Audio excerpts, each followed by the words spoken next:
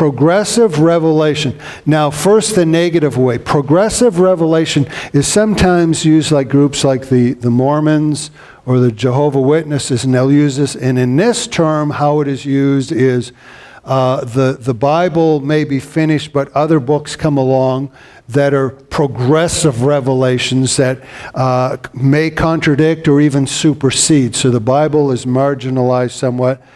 Danger in this, of course, if you have some authoritative revelation after the Bible, then you can pretty much say whatever you want. So we're not talking about that. From our perspective, the scriptural writing from the one true God is a closed book. It is not added to, it is not taken away. It is a one closed book. However, if we looked at this book that covers thousands upon thousands of years, we can see God did something very interesting. What he did was progress in how he made himself open to us.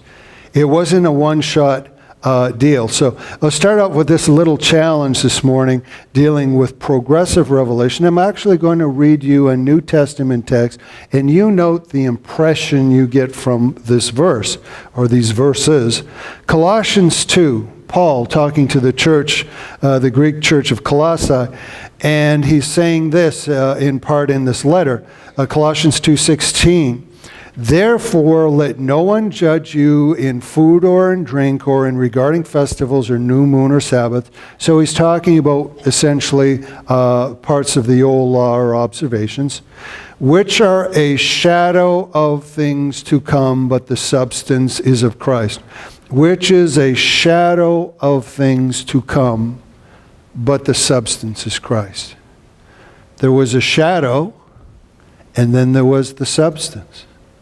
Think of that as a word picture for it. When you have your shadow, it's not a lie. Some of us would like to think of it, when we start putting on too much weight. But the shadow's pretty true in what it's telling you.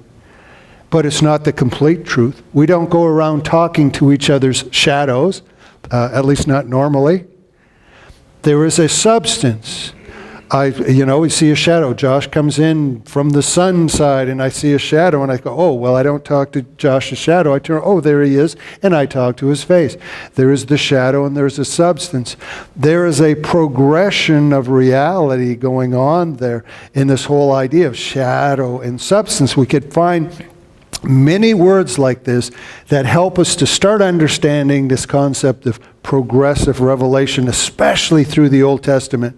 If you happen to go, especially online, if you were to pick up the manuscript of this sermon online, there's a fellow from Blue Bible, a Christian writer named Don Stewart, and his name in the manuscript is actually hyperlinked, so you could read his article. We couldn't cover the whole thing in here, but in part, this is how he explains biblical progressive revelation.